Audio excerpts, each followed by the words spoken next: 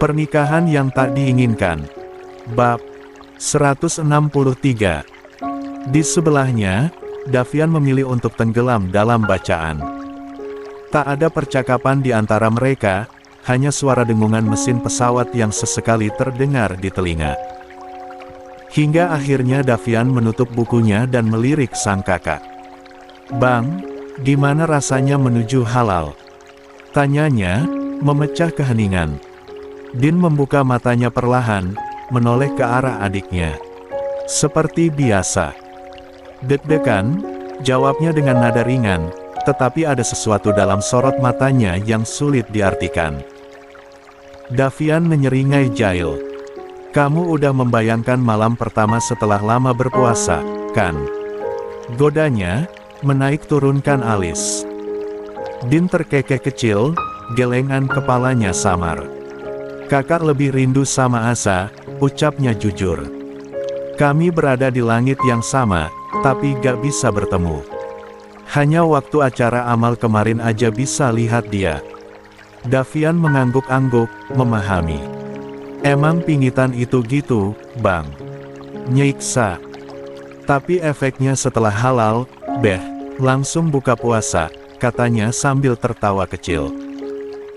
"Karena hanya orang-orang yang berpuasa yang bisa merasakan nikmatnya berbuka." 25. Din tersenyum tipis, mengakui kebenaran kata-kata adiknya. Namun, Davian tiba-tiba mengingat sesuatu. Dia menoleh pada Din dengan raut sedikit ragu. "Oh ya, Bang. Tadi pas aku ke dapur nyariin Bibi Esther, aku gak sengaja dengar obrolan asisten rumah tangga yang lain." Din mengerutkan kening. "Terus? Mereka bahas Mbak Asa?" lanjut Davian, suaranya merendah. Din langsung menegakkan tubuhnya, ekspresinya berubah tajam. "Bahas apa?" Davian menghela napas, mengingat kembali percakapan yang dia dengar. "Kurang jelas, Bang. Aku cuma dengar mereka nyebut nama Mbak Asa, tapi waktu mereka sadar aku ada di sana, langsung bubar." Din terdiam, pikirannya mulai dipenuhi berbagai kemungkinan. Ada sesuatu dalam cara Davian berbicara yang membuatnya tak nyaman. Mungkin mereka cuma kagum sama kecantikan Mbak Asa, tambah Davian, mencoba menenangkan. Namun, Din tetap diam. Entah kenapa, ada perasaan tak enak yang tiba-tiba menyusup ke dalam hatinya. Dia mengusap wajahnya dengan kasar, seolah berharap firasat buruk itu hanyalah ilusi. Namun, jauh di lubuk hatinya, ada sesuatu yang berbisik pelan, sesuatu yang membuatnya tidak tenang. Setelah menempuh perjalanan kurang lebih 3 jam, akhirnya rombongan Pak Argatama tiba di Bandara King Abdul Aziz, Jeddah. Udara hangat khas tanah Arab menyambut mereka begitu keluar dari pintu kedatangan. Jemputan khusus telah menunggu, membuat mereka tak perlu berlama-lama di bandara. Mobil van hitam membawa mereka menuju Makkah, langsung ke hotel bintang 5 yang berdiri megah di hadapan Masjidil Haram. Sepanjang perjalanan, Bu Mahira terus mencuri pandang ke arah Azarin. Entah kenapa, hatinya dipenuhi firasat aneh. Sejak dalam pesawat, hingga kini duduk di dalam mobil, Azarin terlihat terlalu tenang. Terlalu baik-baik saja. Padahal, Bu Mahira yakin ada sesuatu yang sedang dia sembunyikan. Namun, Azarin tetap menunjukkan wajah lembutnya, sibuk menemani Alina yang duduk di pangkuannya. Sesekali dia membelai rambut gadis kecil itu, seolah ingin memberikan ketenangan. Rombongan dari Indonesia sudah sampai. Suara Pak Argatama terdengar dari kursi depan. Azarin yang sempat menerima update keberangkatan ibunya tadi sore langsung menjawab, "Sepertinya belum, Pak." Pak Argatama mengangguk, matanya lurus ke jalanan. "Papa sudah menyuruh orang untuk menjemput di bandara." "Iya, Pak." "Terima kasih," jawab Azarin singkat, sebelum kembali fokus pada Alina yang kini mulai terkantuk-kantuk. Bu Mahira masih memperhatikan dari samping. Ada sesuatu dalam ekspresi Azarin yang sulit dia baca. Namun dia memilih diam, menunggu waktu yang tepat untuk bertanya. Tak lama, mobil berhenti di depan hotel tujuan mereka. Azarin segera menggendong Alina yang sudah tertidur, sementara Pak Argatama dan asistennya membantu menurunkan barang. Setelah urusan check-in selesai, mereka diarahkan menuju kamar masing-masing. Namun, saat Azarin hendak masuk ke kamarnya, Bu Mahira menghentikan. Alina tidur di kamar ibu saja, ya. 26. Azarin menatap Alina yang mulai sayu di dadanya. Gak apa-apa, Bu. Alina sama aku saja. Tapi kamu juga capek, nak. Azarin tersenyum kecil, menggeleng. Aku gak apa-apa, Bu. Bu Mahira akhirnya mengalah. Namun, sebelum sempat mengatakan apa-apa lagi, ponselnya berdering. Dia melihat layar, lalu mengangkat panggilan itu. Halo, nak. Assalamualaikum, sapanya lembut. Azarin yang baru saja memegang kenop pintu tiba-tiba mematung. Sapaan, nak, sepertinya dia sudah bisa menebak siapa yang menelepon. Ibu baru sampai, nak. Kamu sudah di kamar, ya? Tanya Bu Mahira lagi. Meski berada di hotel yang sama, Din dan Davian menempati kamar di lorong berbeda.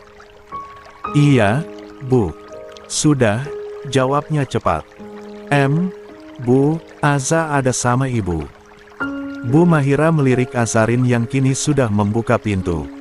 Aza ada di sini. Kenapa, nak? Soalnya ponselnya gak aktif, Bu. Bisa gak aku bicara sama Aza? Bu Mahira terdiam. Seketika dia merasa semakin yakin ada sesuatu yang terjadi. Insting keibuannya mengatakan ada yang tidak beres. Azarin tanpa suara mendorong pintu kamar, lalu menutupnya perlahan. Seolah tak ingin mendengar apa pun. Bu Mahira menghela napas, lalu melangkah masuk ke kamarnya sendiri. Kalian ada masalah? Tanyanya hati-hati. Gak ada, Bu. Aku merasa gak ada masalah. Memangnya kenapa? Apa ada yang Aza katakan sama ibu? Suara Din terdengar gusar. Bu Mahira termenung sejenak. Ibu kurang tahu, nak. Tapi sejak kemarin sampai hari ini, Aza terlihat berbeda. Dia lebih banyak diam. Bahkan, Din langsung menyela, bahkan apa, Bu? Bu Mahira ragu sejenak, lalu berkata, bahkan saat akan berangkat tadi, Aza sempat terlambat masuk ke pesawat. Ibu hampir menyusul, tapi dia lebih dulu masuk. Ibu gak tahu kenapa, tapi melihat sorot matanya yang sendu. Din terdiam, membuat Bu Mahira merasa tak tenang. Nanti ibu bicara sama Aza, ya. Sepertinya memang ada sesuatu, ujar Bu Mahira akhirnya. Din menarik napas panjang. Baik, Bu. Terima kasih. Tapi, tolong kabari aku jika ada hal yang terjadi. Sambungan telepon pun terputus. Bu Mahira duduk di tepi ranjang, menghela napas panjang. Rasa penasarannya semakin kuat. Namun, sebelum mendatangi kamar Azarin, dia memilih untuk menenangkan hati dengan menunaikan salat sunnah malam terlebih dahulu. Namun, di sisi lain, hati Din terasa gelisah. Ada sesuatu yang mengganggu pikirannya, sebuah firasat yang semakin lama semakin membuatnya tak tenang. Dia yakin ada sesuatu yang terjadi. Davian, yang sejak tadi mengamati sang kakak berjalan mondar-mandir dengan wajah tegang, akhirnya mendesah berat. Kalau memang kamu merasa ada yang salah, saranku temui saja dia, Bang. Menyelesaikan masalah itu lebih 27. Cepat lebih baik. Apalagi kamu laki-laki. Sebawel-bawelnya perempuan, mereka akan memilih diam kalau sudah benar-benar terluka, ujar Davian bijak. Din menatap adiknya dengan pandangan penuh pertimbangan sebelum akhirnya mengangguk. Sepertinya aku gak bisa menunggu ibu, gumamnya pelan. Dia melangkah cepat menuju pintu, namun langkahnya terhenti begitu suara notifikasi ponsel berbunyi. Sebuah pesan masuk dari pemilik nama Humairaku.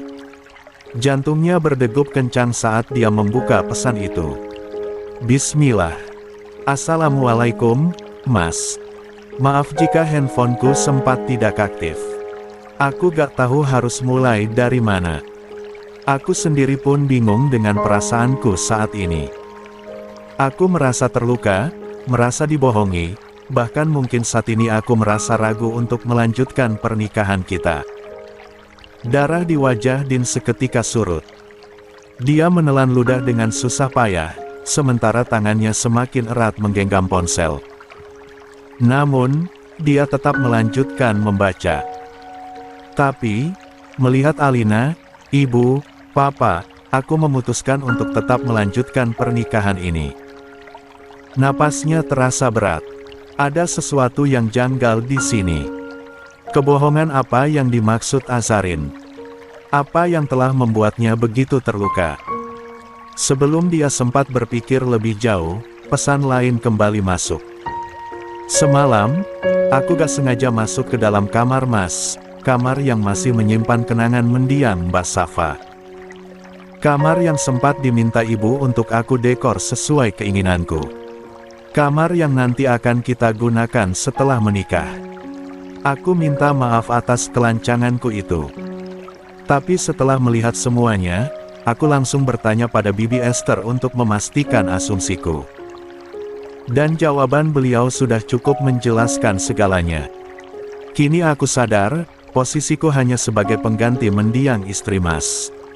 Bukan wanita yang Mas pilih. Din merasakan dadanya bergetar hebat.